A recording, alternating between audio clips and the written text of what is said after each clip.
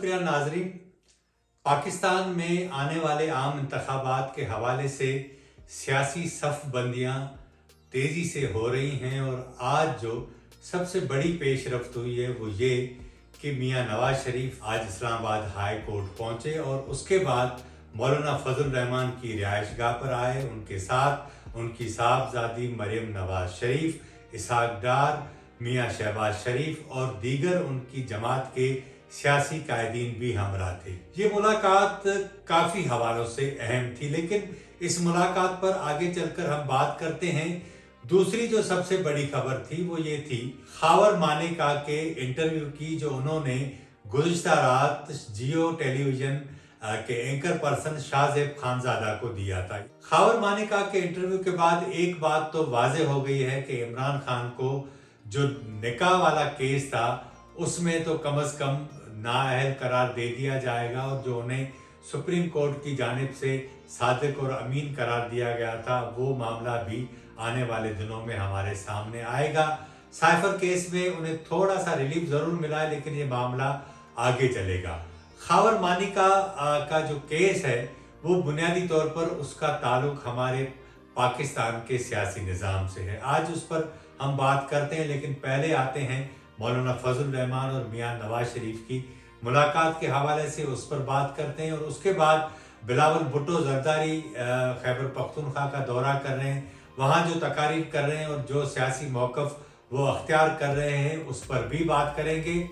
मियाँ नवाज शरीफ जब आज मौलाना फजल रहमान की रिहाइशगाह एम्बेसी रोड इस्लामाबाद में पहुँचे तो उनका बड़ा ही पुरतपाक इस्तकबाल किया गया। उसके बाद मौलाना फजल रहमान ने मीडिया से भी टाक की, लेकिन हम बात करते हैं मुलाकात के दौरान अंदर क्या क्या बातें हुई हैं। एक तो सबसे जो बड़ी पेशरफ्त हुई है वो ये है कि इस बात पर इत्तफाक कर लिया गया है कि खैबर पख्तूनख्वा में JUI और PMLN जो है वो सीट एडजस्टमेंट के साथ इंतखाब में हिस्सा लेंगी, यानी एक बात तो तय हो गई है। दूसरी बात ये कि क्या पंजाब में सीट एडजस्टमेंट का मामला होगा या नहीं होगा, और दूसरी बात कि सिंध में जिस तरह मुस्लिम लीग नून ने इन गुज़िश्ता 15 सालों के दौरान हमने देखा कि कभी भी वो सिंध में इतनी मुतहरिक नहीं थी, लेकिन इस बार जितनी वो मुतहरिक हुई है उससे लगता ऐसा है कि मुस्लिम लीग नून अब सिंध में कोशिश करेगी कि कम से कम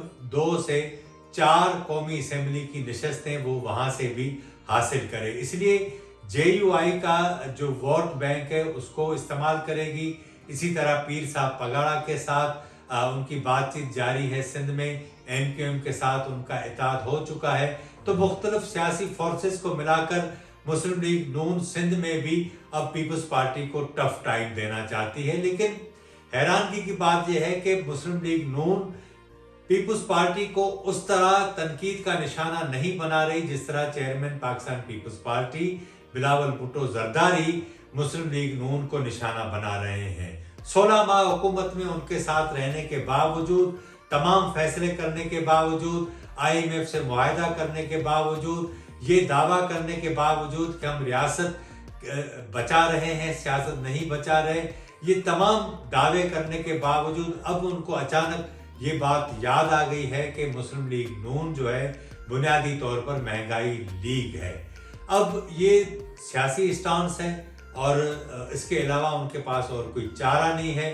इमरान खान की कहानी बिल्कुल ख़त्म होने जा रही है। आने वाले इंतखाबात में उनके अगर चंद कोई अरकान मुंतखब होकर आ जाते हैं तो ये भी बड़ी बात होगी।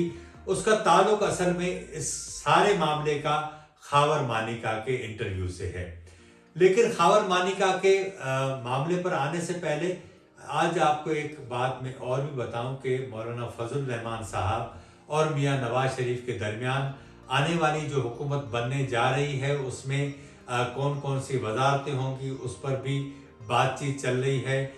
स्पीकर, डिप्टी स्पीकर का ओहदा किसके पास जाएगा उस पर भी इब्तदाई बातचीत शुरू हो गई है।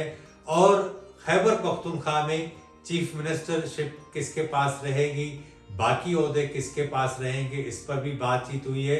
लेकिन हमारे ज़राए ये बता रहे हैं कि ये तय हुआ है कि इस बातचीत को, मुशावरत को आने वाले दिनों में जारी रखा जाएगा और सीट एडजस्टमेंट के बाद ये तय किया जाएगा कि किसको किसकी हिमायत से कितनी निशस्तें मिलती हैं। उसके बाद इस बात का तयन किया जाएगा कि हुकूमत में JUI का कितना हिस्सा होगा, क्योंकि सिंध में MQM है और दीगर जो पॉलिटिकल फोर्सेस हैं उनको भी मुस्लिम लीग नून को हिस्सा देना होगा। अगर वहाँ पीपल्स पार्टी उनको नाकाम कर देती है तो उसके नतीजे में मुख्तलिफ जो मुशीर के ओहदे हैं, मावन खुसूसी के ओहदे हैं, उस हवाले से भी उनको एडजस्टमेंट दी जाएगी। लेकिन अब आते हैं खावर मानिका की तरफ। खावर मानिका का जो इंटरव्यू है, खावर मानिका पिनकी पीरनी के शौहर थे, साबिक शौहर हैं, जो अभी इमरान खान की बेगम हैं, पिनकी पीरनी जो बुशरा बेगम कहलाती हैं। ज़बरदस्त किस्म का उनके खिलाफ एक मीडिया ट्रायल चला है और ये बात भी याद रखी जानी चाहिए कि ये जो इंटरव्यू खावर मानिका ने दिया है, बुनियादी तौर पर उन्होंने ये खुदकुश हमला किया है इमरान खान के ऊपर। और जाहिर बात है कि जब आप खुदकुश हमला करते हैं तो उसमें आप खुद भी नहीं रहते। अब सूरत हाल जो बनी है वो ये है कि पाकिस्तान में गुज़श्ता 5 सालों से हम जो देख रहे हैं, जिसका आगाज़ जो है इमरान खान ने सियासत में किया था। नैब चेयरमैन जो जिसे हम उर्फ़ आम में चुमा चेयरमैन कहते हैं, तैयबा का जो केस था, ये वो सारे मामला थे। और उसके बाद हमने देखा कि जिस तरह सियासत में ख़वातीन का इस्तेमाल करके लोगों को बेइज्जत किया जाता रहा, सियासी कुव्वतों को बेइज्जत किया जाता रहा। फरियाल तारपुर को ईद की रात को गिरफ्तार करके अडियाला जेल भेज दिया गया। तो ये वो सारे अवामिल थे जिसके जो नताइज हैं आज इमरान खान भुगत रहे हैं। लेकिन खावर मानिका ने जितने भी इल्ज़ाम लगाए, मैं तो समझता हूँ कि पाकिस्तान के अंदर जो सियासत है उसमें बेगैरती की एक इंतहा हो चुकी है। होता यह है कि जब आप किसी ऐसे माहौल में आ जाते हैं जहाँ चारों तरफ अगर इस तरह का माहौल हो तो जो उस माहौल में रहने वाला बंदा है वो भी उस तरह हो जाता है। सियासत इतनी गंदगी उसमें हो गई है, यानी उसकी मिसाल ये है कि अगर कोई आदमी गटर के अंदर गिर जाए तो चंद घंटे बाद उसे फिर बदबू आना शुरू नहीं होती। इसी वक्त इसी तरह की ही सियासी जो हमारी सियासत है वो अब यहाँ तक आ पहुँची है। खावर मानिका कहा यह जा रहा है कि वो तहवील में था, उससे ये इंटरव्यू जो है वो स्पेशली कराया गया।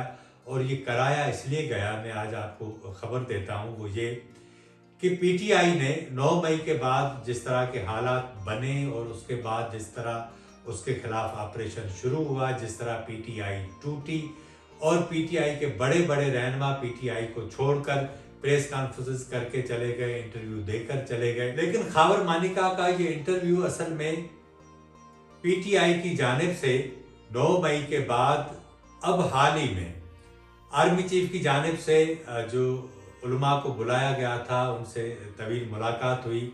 उसके बाद सोशल मीडिया पर ये ट्रेंड PTI की जानिब से चलाया गया कि आर्मी चीफ की जो ये मुलाकात थी उलमा के साथ, उसमें दरमियान में एक बुलेट प्रूफ जो है वो शीशा लगाया गया था।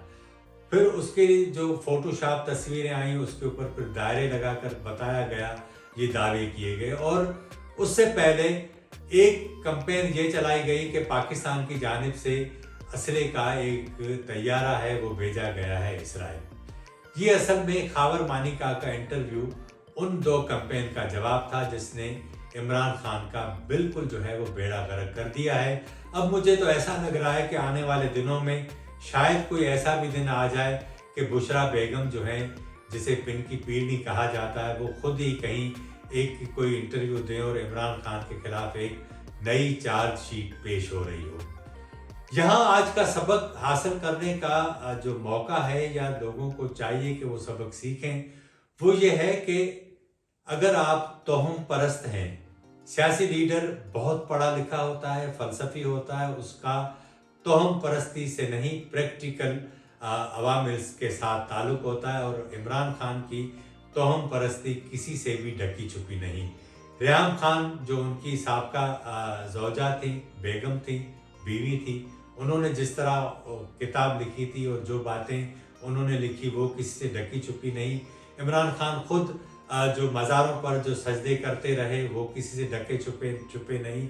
और सबसे बड़े मज़हब फरोश जो इमरान खान है पाकिस्तान की सियासत में, ऐसा तो ज़िया-उल-हक भी नहीं था जिस तरह इमरान खान ने किया था। लेकिन खावर मानिका की जो सबसे अहम बात है वो समझने की ये है कि ये वही खावर मानिका है जिसने इमरान खान के पूरे दौर में पूरा मुकम्मल तौर पर पावर इंजॉय किया।